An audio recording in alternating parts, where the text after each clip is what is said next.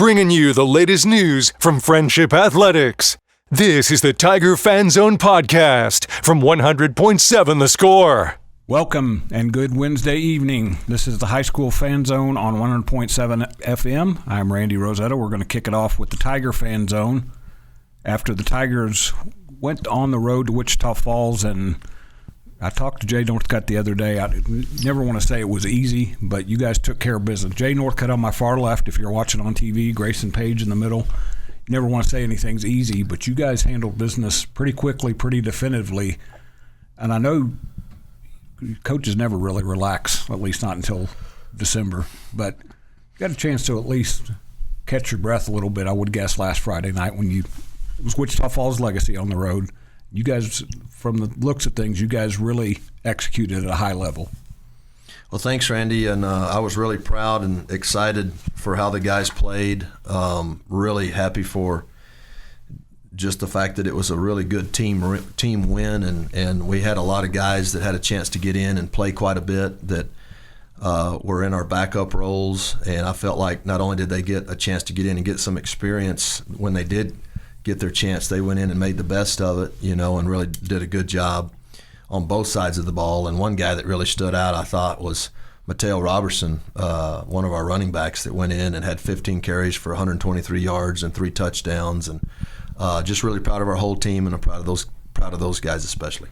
And that's the thing, Grayson, for those guys who aren't starting, aren't playing a bunch, when they get into a game, it's not mop-up time in their minds. It's time for them to kind of show what they can do. And Coach and I talked the other day, it gives the coaches a kind of a snapshot of what they can expect from younger guys or guys who haven't played a bunch if you need them later on. Yes, sir. It's huge. Our entire motto on our team is just we got to be too deep. That way on our playoff runs we got fresh guys and new guys that can go in and compete, and that's what we strive for. You're a very cerebral guy. I've told you before, you're like the big brother on the offensive line with this group. I gave you a chance to kind of watch and evaluate some of those younger big dudes. How did they do in your mind when they got out there and got their chance? Yeah, the guys did good. I think they competed well and they executed well. And as you can see, we had our backup running back rushing for over 100 yards and 3 touchdowns. That's always a good sign. Yeah, that takes a little bit of everybody, not just him. So, and I'm looking at your numbers here. Your numbers the other night were almost a letdown compared to the first 2 games. I know. Dang, Randy. I know that's there's a reason for that. You still, I say a letdown, and I'm looking, if I'm looking right, still almost 537 total yards. I'm going to guess Coach let off the gas a little bit, and he probably was, because Coach is, he's a good dude. Mm-hmm. He's not going to try to run it up on anybody. But you mentioned you ran the ball a bunch, and that's not always high on the menu for you guys, or you got a guy who can fling it like Holden. Getting that chance to see what your running game can look like when you need it to, how valuable is that moving forward? Oh, I think it's really valuable, and if you ask Coach Hartman at Midland Legacy, he thinks we just run the ball as a hobby. Yes. So I get a kick out of that. But we definitely put an emphasis on the passing game out where we are, but I think Grayson will tell you we don't neglect the run game as well, and we believe that's a big component of the game, and we just kind of approach it a little bit differently. We're using the pass to set up the run, whereas a lot of teams will do the exact opposite. They'll use the run to set up the pass. So to be able to go out and establish some run game, I think that's just big for us, moving forward. And again, it gives you something on video for you to show everybody. Okay, if we get into a spot where we need to drip some clock off, this is what we can do. It gives them a little bit of confidence. For sure. Big confidence builder when you can go out and average, 5 to 7 yards a rush, and you get that, in your stat book. Of course, the most important stat is a win. We were talking about stats earlier. Stats are fun, but the most important one is the win. But definitely good to have some good running stats. Grayson, do you remember how to run block? Oh, yes, sir. You have to kind of knock some rust off a little bit? No, every day in practice we work it hard because we know it'll come up big in our games, just like he said, setting up the run with our pass game. No one's looking forward to it. No one practice against us for it, so it's always there if we need it. And I told Jay when we talked the other day, the offensive numbers are great, but to me, so far, right now, the story for you guys is those last 6 quarters on defense, because it's 14 points in 6 quarters, right? Yes, sir. At least since I've had my website up, I don't remember a better stretch of defense for you guys. You can correct me if I'm wrong, and I'm sure you'd like to carry that over into Friday night in Lubbock Cooper when you guys go out on Woodrow Road. But what I asked you the other day is, what is clicking? What's so effective right now on that side of the ball? Well, the one thing that we've been consistent on defense is we've been physical, and I feel like we've established that in every game. And if you can check that box, then most of the other things that you need to work on are definitely fixable, and I think that's what we're seeing out of our D is they're just getting better at their run fits. They're getting better at being disciplined in coverage, and as you mentioned, we're going to get tested this week. We're going to have to be good at those things, and we're going to have to be very disciplined and do our job. Yeah, we're going to talk quite a bit about that game coming up because that's a big one. That's game of the week in Lubbock for sure, maybe game of the year so far. Although, when I mentioned to you the other day, both of you had that season opener that had that playoff atmosphere feel, so y'all are a little bit kind of broke it in a little bit, so maybe that will get rid of some jitters. I'll let Grayson talk about that a little bit. I can't remember which defensive guy I talked to the other day. Was it Mark Noose? Mark Noose. And he gave credit to Coach Roboto for a little bit of a come-to-Jesus meeting at halftime of the Memorial game. Yes, sir. He said he got their attention. And ever since then, they've kind of been locked in. You and I talked. It never hurts. There's butt to be chewed for a reason once in a while. Oh, for sure. And, Coach Ribbs, good at both sides of that. Yes. He's good at butt chewings. I've taken some butt chewings from him, as a player. And as I mentioned the other day, I think being able to take a butt chewing is an important skill, in life. But at the same time, he's good at motivating those kids and coming back because he has a relationship with them and getting what he needs to out of them. And those guys will always go out and play hard for him because of that. Grayson, have you ever been on the bad end of a Coach Roboto butt chewing?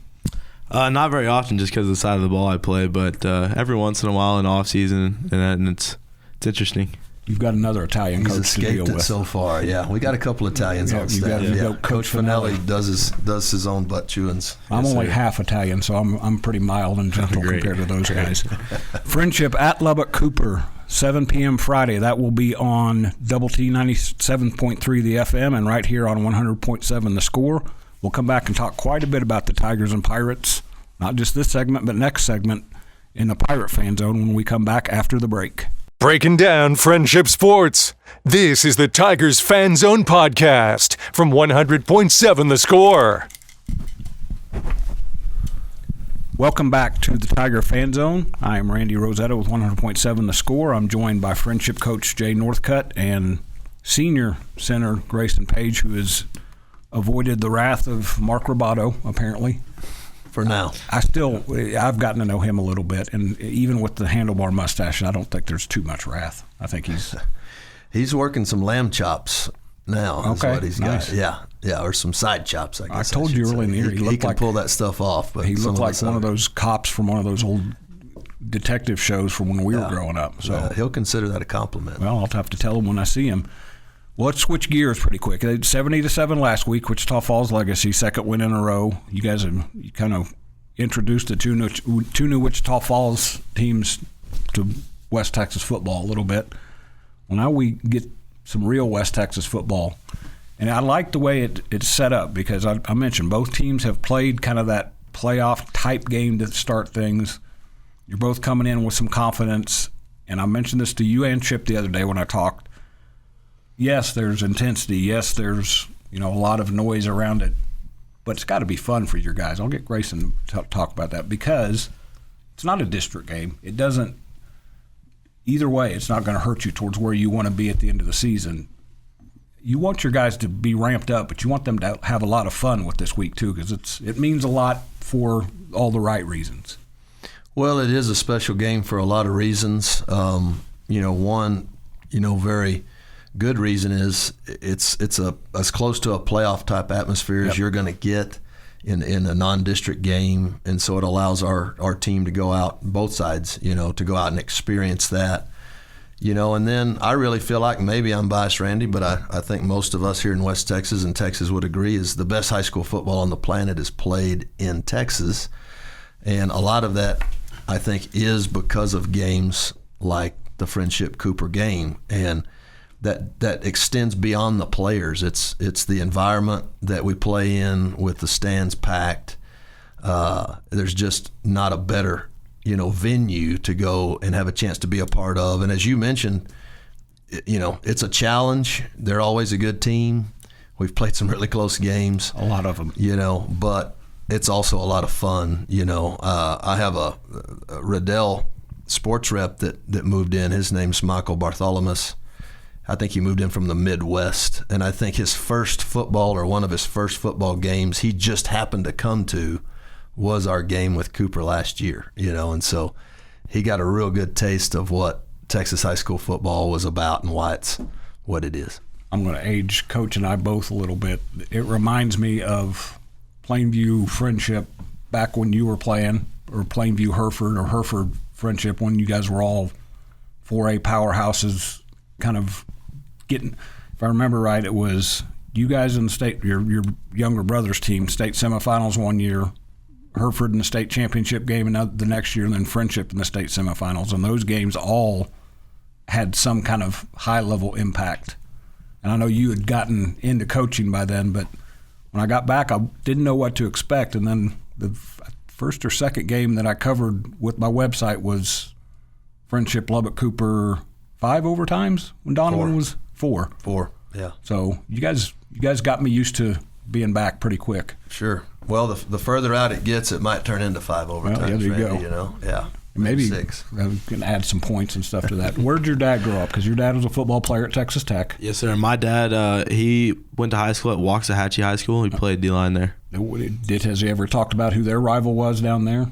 They play South Lake now, but it just talked about not about a rival, just about their games. You've got some bragging rights then, because you've played in some. Chip pointed this out to me the other day. That 4 overtime game that we were talking about, that's been the biggest point spread, the biggest margin of victory by either team the last 5 years.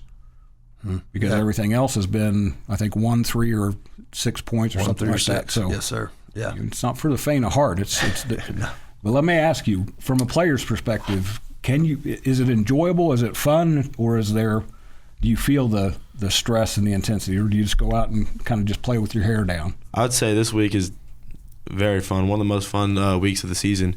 Just getting ready to play these guys you've grown up with, and getting to go out to compete with your brothers out on the field, and just getting ready. It's very fun. Well, let's start with kind of some of the breakdown. I'll get you to start. You're playing defense. Coach and I talked about this earlier this week. Lubbock Cooper's defense is always going to be very fundamentally sound. They're going to have guys running around. They're not going to be in the wrong place very much. As the leader of that offensive line, what do you guys have to do well against them? Well, we got to do what we're taught. Watching film on them, they're a big crew up front, and they're fundamentally sound, like you said. But if we do our job, then we'll have no problem up front, and it'll be a successful night for us. Now, they played Tascosa last week, which is the polar opposite of you guys' offense, and they had to adjust a little bit to that. You mentioned their line. They're a little bit like you guys. They had to rebuild a little bit up front and it was either you or Chip I mentioned. You guys are all your offensive linemen must get together and go to Golden Corral or something, because there's a ton of big boys on both sides of the ball. And it was Coach. There's going to be a lot of bells and whistles on offense. Their defense gets a lot of attention, but that little 7-foot area there at the line of scrimmage is going to be pretty important Friday night. Yes, sir. Winning the line of scrimmage is always important in every game, but definitely in a game where you have a good D-line versus a good O-line, it'll be very important, and it'll help us win the game. I think we're coming up on a break, but Jay, we talked about this the other day. Your defense against their offense, and their offense is a little bit different these last couple of years because they've added – they're not friendship-type offense, but they've added some different looks and got a second-year quarterback who, as long as he stays healthy, knock on wood, will be a 3-year starting quarterback, Ryan Rodriguez. How much more challenging is their offense to prepare for now with kind of some different wrinkles to it? I think it's amped up, several times this year, even from last year, because of what you mentioned with their experience, and they're going to definitely test us. We're going to have to be disciplined. We're going to have to tackle well. We're going to have to swarm to the ball for sure. We'll come back and talk more about the other matchup that I think everybody is ready to see your offense against their defense when we come back. Reminder, Friendship at Lubbock Cooper, 7 p.m. Friday on Double T 97.3 and right here on 100.7 The Score. I'm Randy Rosetta, and we'll be back on the Tiger Fan Zone after the break. Bringing you the latest news from Friendship Athletics. This is the Tiger Fan Zone podcast from 100.7 The Score. Welcome back to the final segment of the Tiger Fan Zone on 100.7 The Score. We had left off getting ready to talk about, I assume it's Jay Northcutt's one of your favorite subjects, maybe wife and daughters are above it, but offense.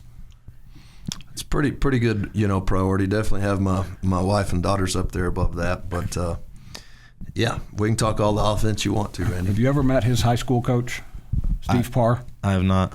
So Steve's a guy I've known for a long time, and 3 yards in a cloud of dust is probably being very gracious. I think Sure. Steve, if Plainview could get 2.5 yards and maybe squeeze out an extra yard on fourth down, he'd be happy. Yeah. All this past, Coach Northcutt, Seth Parr, Scott Parr, all these guys they rolled completely away from the tree in this offense. Steve may not sleep at night thinking about how you guys have changed offense. He may not. I think he still may live by the idea that only 3 things happen when you throw it, and 2 of them are bad.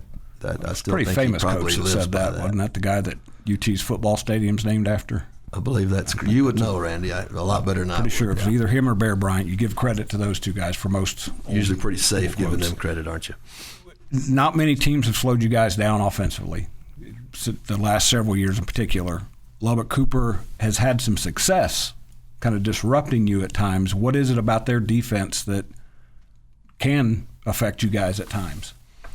Well, they just play good assignment football, and they're disciplined. They are really hard to get behind, They're good at mixing their coverages up and not giving you the same thing, over and over.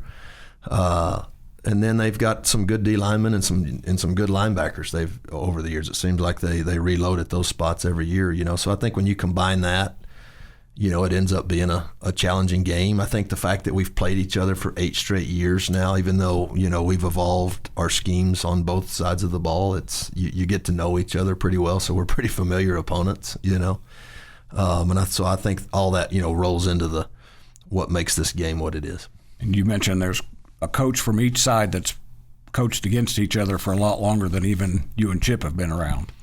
Oh, for sure. Coach Ribb and Coach Hayes have been going at it for, maybe half their career, both at the high school ranks and in the college ranks, and have had some close games against each other at other places and have a lot of stories. Those 2 guys are definitely guys that are full of stories, and a lot of good ones. So you got that on the chessboard as well, the little chess match that those guys are playing for sure. Grayson, Coach mentioned their defensive front. We were talking about him during the break there. They've got Jackson Sewell, and then I'm going to butcher his name. I'm going to get the Cooper folks to say it when they get here. I think it's Sione Vaihe, a kid who moved here from the L.A. area. They've had a lot of good guys through the years up front, but that couple up there right now is maybe as good as they've had together up there. What challenges do you have to deal with those guys in particular? Yes, sir. Those guys are big up front, and they're strong, and they're powerful. They're also, along with all that, they're quick. So up front, we have to do a good job staying low, pad level, make sure we're under them, because if they get under us, it's not going to be good. Yeah, I know watching them the other night, they both got a pretty explosive first step for guys that big. You mentioned a guy you apparently have known for a while, Cole Stanzioni, who's kind of the heart and soul of their defense. He's all over the field. You just look up and he's making plays. He had a big interception against Coronado, turned that game around. When you know a guy like that's on the other side of the ball, you're coming out, you're kind of the captain of that offensive line. Do you look for him right away and make sure that your guys know where he's at? Yeah, for sure. Before we get set up for the play, we look around, see what our assignment is, and if he's our guy, we're making sure we're locked on to him, and we got to get there. Now, he ran that interception back 60 yards the other day and got caught. Now, him and Jackson Austin both claim that when Cole was younger, he had enough speed, he probably would have finished it. You want to cast a vote on that?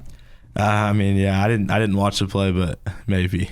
Have you ever gotten a chance to get downfield with the ball? I have not. Chase tried pitching me the ball the other game versus Byron, but went over my head. Oh, well, you got to talk to this guy next to you. He's drawing up plays for everybody else. Why not a big guy? I don't know.